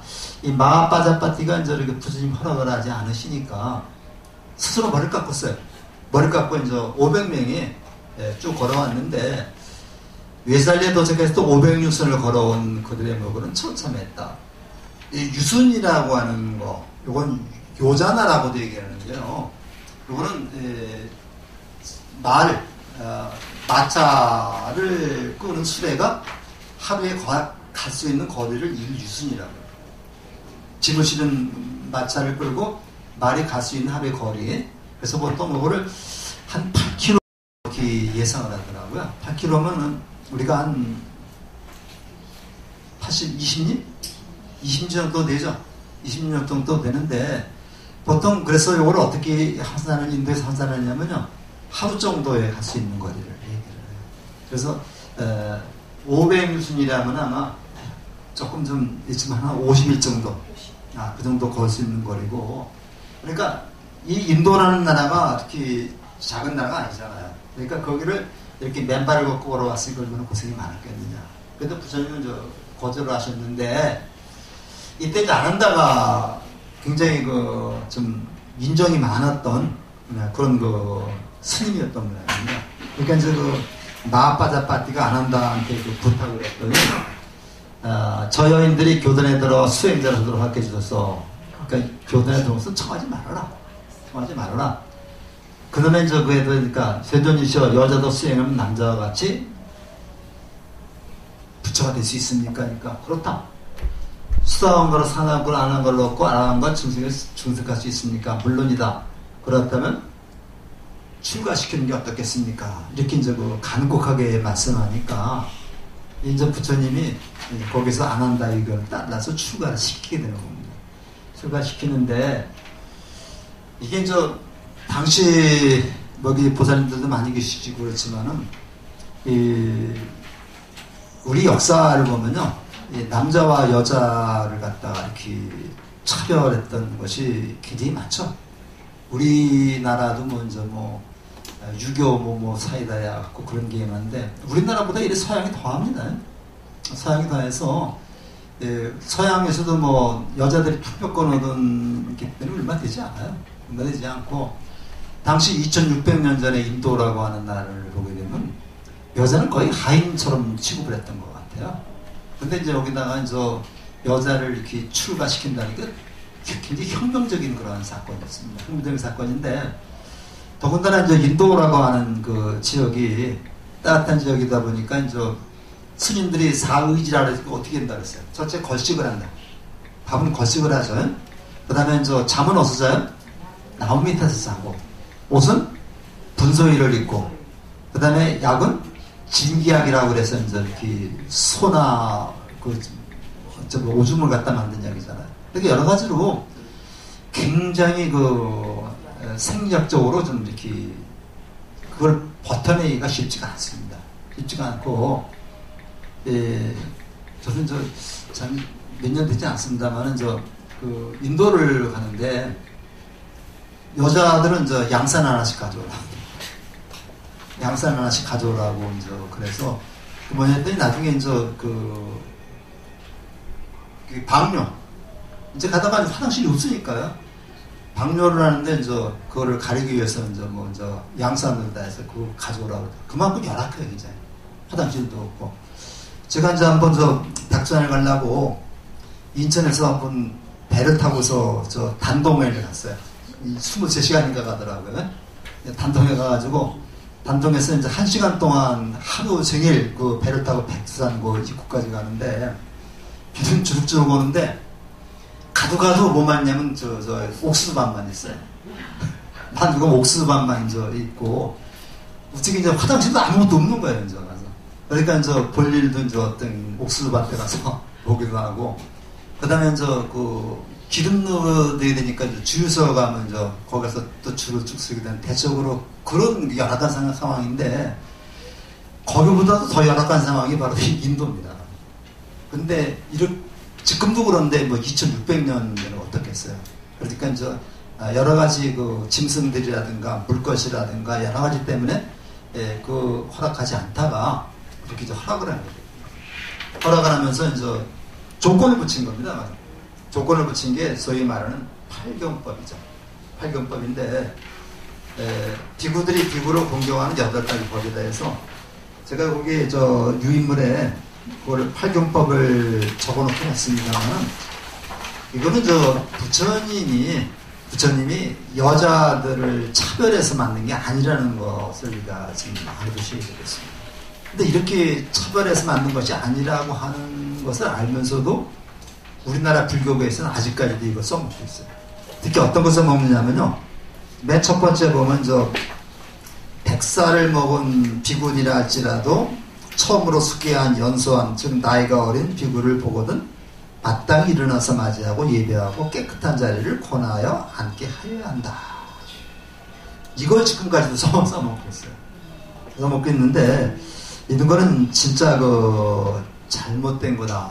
그리고 그 밑에도 보면은 비구는 비구니를 훈계할 수 있지만 비구니는 비구니를 훈계해서는 안 된다. 이런 얘기도 있기 때문에 이런 것들은 부처님이 어떤 분입니까? 가서 부처님이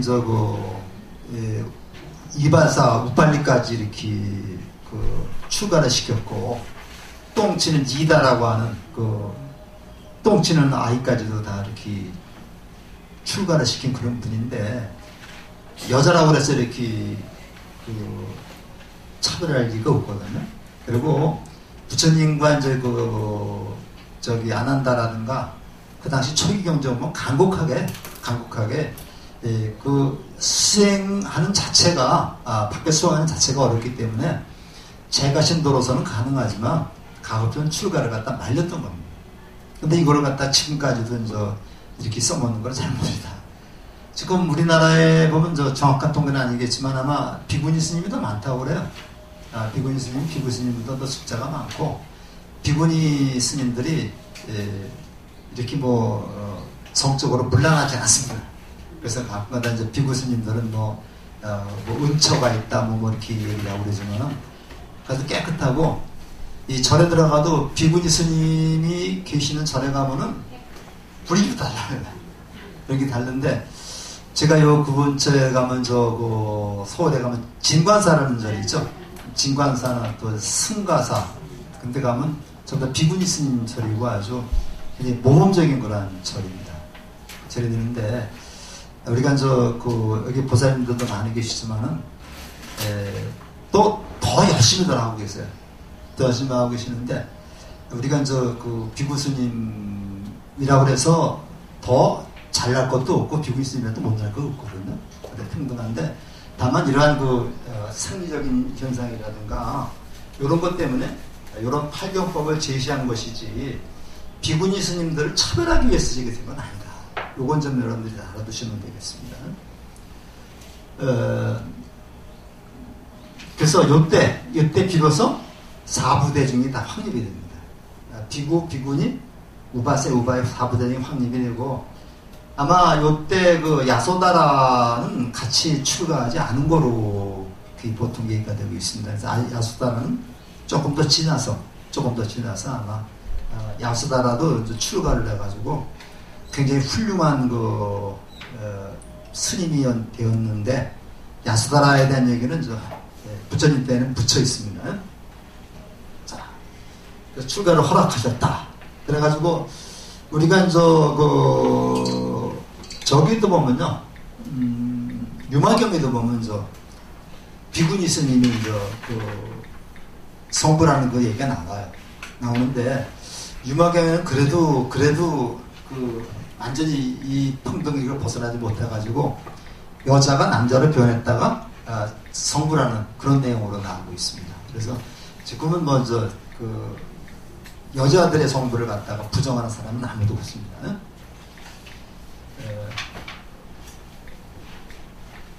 그래서 뛰어난 비구니들이 굉장히 많은데 이 중에서 우리 케마 비구니를 아주 최고로 치고 있죠. 그래서 우리 부처님의 10대 제자가 나오는데 또 비구니 10대 제자가 있어요. 비구니 10대 제자가 있고 우바세 10대 제자도 있고 우바의 10대 제자도 있는데 비구니 10대 제자 중에서 가장 두드러진 분이 케마라는 분인데 이 케마라는 분이 지혜제일이라 해가지고 보통 사리불에 비견되는 남자 스님으로는 사리불에 비견되는 그런 스님인데 여기에 케마 스님에 대한 얘기 나옵니다. 조금 이따 보시고 담마딘나라고 하는 스님도 출가를 했어요. 케마 비구가 출가를 하면서 이 담마딘나나 수카라나 이런 분들이 같이 영향을 받아 출가했다 그래서 출가 후에 깨달음을 성취하고 탁월한 법사가 됐다. 그 다음에 수카라는 비구니는 설법을 잘했고 비자라는 비구니가 있다. 다 알 필요는 없겠습니다만은 이런 훌륭한 비구니들이 나타나서 설법을 하고 부처님의 가르침을 전파하는 데 앞장섰다. 지금도 우리가 비구니 스님들이 아주 일선에서 굉장히 포교도 잘 하시는 스님들이 굉장히 많습니다. 우리가 수원의 복룡사라고 하는 절 한번 가보셨어요? 복룡사라는 절은 거기 청담 스님의 따님이셨던 묘음 스님이 읽어놓은 사찰인데 가면 아주 잘 멋있고 규모도 있고 잘 돼 있습니다. 묘음 스님은 돌아가셨지만은 그 다음에 운문사 가면은 그건 비구니 도량이죠.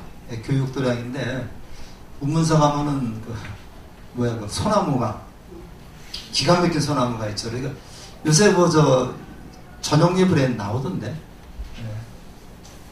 전용 예불에 운문사 전용 예불 나오던데 한번 보시면은 소나무가 참 탐나는 소나무가 엄청 저런 게 있는데 거기서 가면요 사리암이라는 남자가 있어요. 굉장히 신중 도량으로 아주 굉장히 유명한 데인데 사리암에는 거기 아무나 못 들어갑니다. 이 신도증이나 그 다음에 운문사에서 허락한 증명서가 있어야만 꼭 들어가는데 운문사에서 차 타고 좀 한참 들어가서 거기서 산을 한 시간 정도 올라가야 돼. 그래서 저도 그래서 한번 밤은 새지 않았고 갔다 왔는데 그렇게 하면서 또 아주 우리 그 기도발이 쓰인 데가 몇 군데 있대. 그 중에 하나에 그 사리암이라는 남자가 있는데 아마 이렇게 보사님들이 굉장히 가기를 원하는 그러한 그 암자인데 가기가 쉽지 않은 걸어가야 돼. 그런 데가 또 있습니다. 그리고 자 이제 왕비 케마 이거 저 대표적으로 요 분만 한번. 그 나중에 그 가섭존자의 그 부인도 출가하게 됩니다.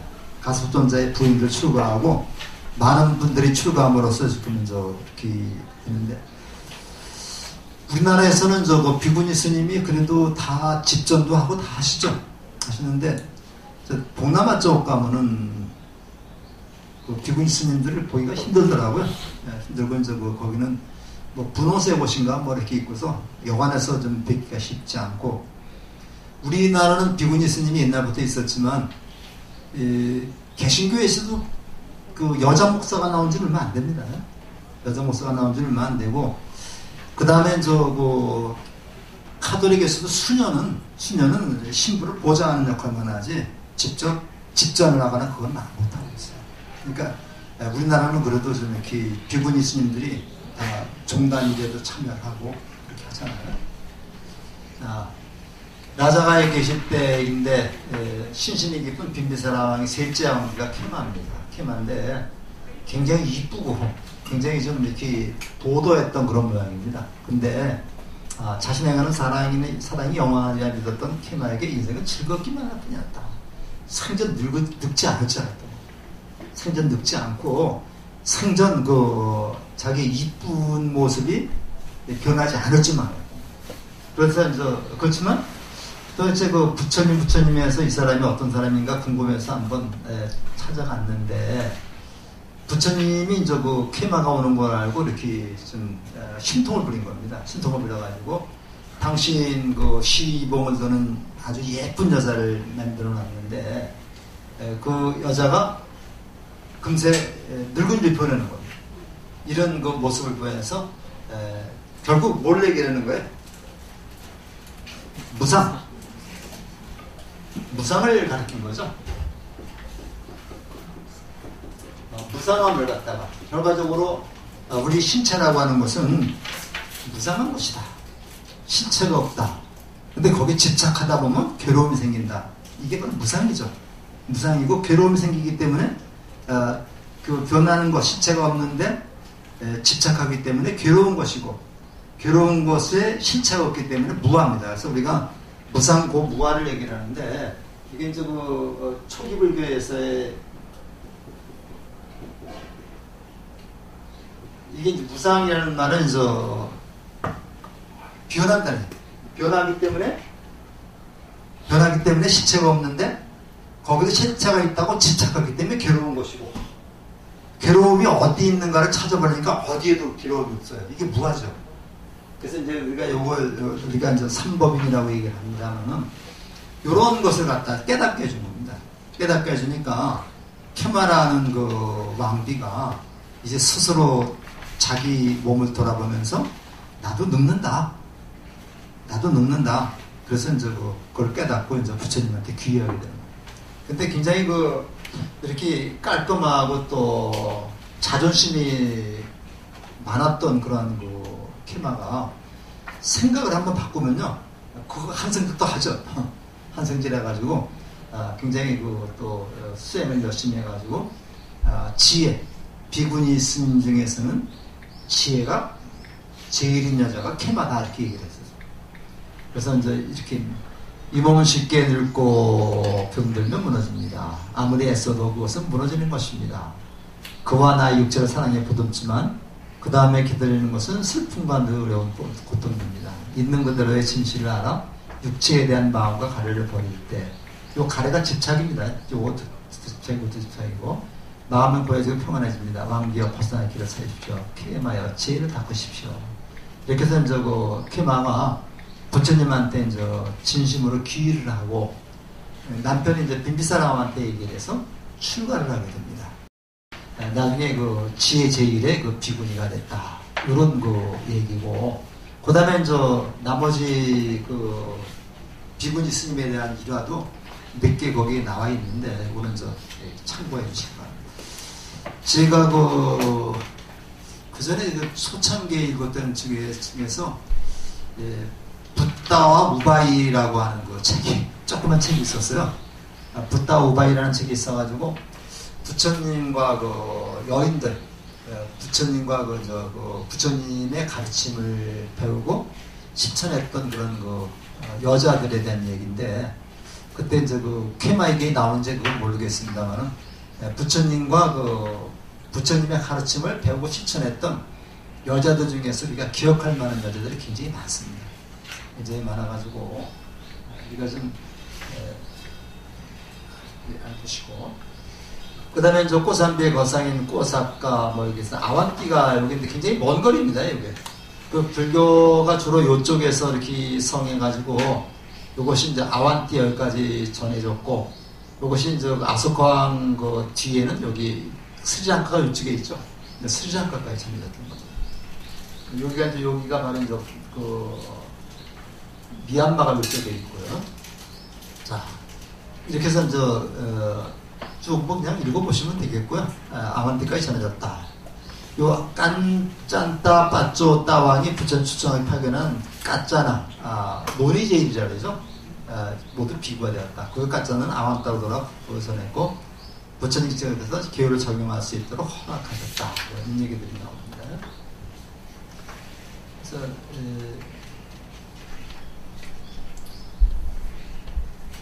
여기 나오네요. 라따빨라는 아라이 부모님을 제도했다. 꾸쫓다라는 우바이가 가장 박식한 자. 사마와띠 양배추를 들고 18년 일인이다. 이렇게 해서 불교가 점차 영역을 확대시켜 나가는 건데요. 아완띠까지 불교가 전해졌는데, 까짜나는 논의제일의 10대 제자고, 부르나는 설법제일인데, 이 부르나는 보통 우리가 불교에서 포교 얘기할 때 부르나 존자는 많이 얘기를 하죠. 그래서 제2의 부르나 존자가 돼서 포교에 있어야 담당하겠다 이렇게 많이들 얘기를 하는데, 역시 불교에서 가장 중요한 건 포교입니다. 포교인데, 이 포교라는 말을 불교적으로 얘기하면 전법이죠. 법을 전하는 겁니다. 법을 전하는데, 부처님이 저기를 법을 전하는 얘기도 많이 나오지만, 전법선도 나오지만, 우리 불교에서 전법보다 더 중요한 건 없다고 생각해요. 부처님의 가르침을 가장 우리가 이렇게 잘 해가면서 전법하는 것이 굉장히 필요하다. 그래서 대체적으로 부처님의 전법을 세 시기로 나눠요. 세 시기로 나눠가지고 첫 번째가 다섯 비구에 대한 교화. 그 다음에 두 번째가 사리붓다와 모칼라나, 마하모칼라나, 사리붓다와 마하모칼라나에 대한 교화. 그 다음에 세 번째가 마하가사파. 그러니까 부처님이 쭉 제자들을 맞이하는 데 있어서 첫 번째가 다섯 비구들한테 제자로 삼는 것. 두 번째가 사리붓다와 마하모칼라나를 받아들인 것. 세 번째가 가섭존자를 받아들인 것. 이거를 가장 큰 교화로 삼고 있습니다. 그만큼 사리불하고 목건년, 그 다음에 마하가섭이 그만큼 부처님 제자 중에서 중요했다는 그런 얘기가 되는데, 10대 제자 중에 하나인 부르나의 제자를 삼은 것도 엄청나게 큰 거라는 거라고 볼 수 있습니다. 그 다음에 지역 특성을 고려해서 계율을 적용하신다고 했는데, 보통 3, 4, 2중으로 구족계가 가능하다. 이렇게 얘기를 했는데, 대체적으로 불교에서 계율을 받을 때는 보통 3, 4, 7증입니다. 3, 4, 7증이라 그래가지고, 그냥 저기만 3, 4, 7증이라 그래가지고, 계율을 받을 때 10명의 스님이 필요합니다. 10명의 스님이 필요합니다. 그래서 저쪽에 3, 4 하면 계율을 직접 주는 스님이 있습니다. 계율을 직접 주는 스님을 계 화상이라 해서 화상은 아사리라고 그러놨어요. 아사리라고 하는 말인데, 계율을 주는 스승이라는 뜻입니다. 그래서 우리가 이제 계를 주는 스승을 이제 전계 아사리 또는 전계 화상이라고 해가지고 중요한 분입니다. 제일 중요한 분이고, 그 다음에 이제 계를 받는 취지를 대중에게 알려주는 스님을 갈마아살이라고 해요. 갈마아살이라고 그러고, 의식을 가르쳐주는 스님을 교수아살이라고 해요. 그러니까 우리가 이제 아사리는 전계 아사리, 그 다음에 전계 아사리, 그 다음에 갈마 아사리, 그 다음에 교수 아사리 해가지고, 전계 아사리는 계를 직접 내려주는 분이죠. 내려주는 분이고, 그 갈마 아사리는 대중들에게 이제 계를 받는 취지를 설명해 주는 그런 분이고, 교수 아사리는 의식을 가르쳐 주는 스님인데, 이 세 분한테 이제 계를 받는 겁니다. 계를 받고 나머지 7분의 스님은 요거를 증명해 주는 분이거든요. 그래서 보통 10명의 스승이 있어야지만 이제 계를 전해줍니다. 그런데 포교사들은 1년에 한 번씩 팔제계를 받거든요. 이제 팔제계를 가서 밤을 새가면서 팔제계를 받는데, 그때는 스님들이 많으니까 3분의 아사리 스님들이 있고, 그 다음에 7명의 그 증명 스님이 있어가지고 모두 10명의 스님이 이제 모인 가운데 장엄하게 이제 우리가 계를 받습니다. 계를 받는데, 여기에는 이렇게 되기 때 스님이 적기 때문에 3, 4, 2정, 그러니까 10명의 반이죠. 이것만으로도 이제 부족계를 받을 수 있겠다. 그래서 부족계를 받을 때 비구 스님은 250개, 그 다음에 비구니 스님은 384개인가요? 요걸 이제 받는데, 계 지킬 게 이렇게 많다는 얘기는 그만큼 수행 생활을 하는 게 어렵다는 얘기죠. 그 다음에 목욕도 할 수 있고 뭐 이렇게 나옵니다. 그래서 우리가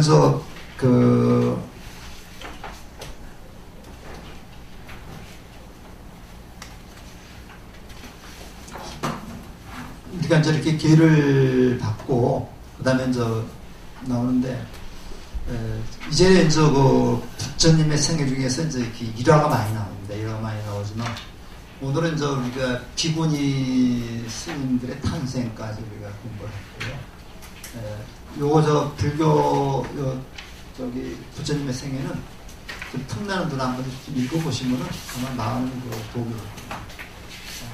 오늘 더운데 수고 많으셨고요.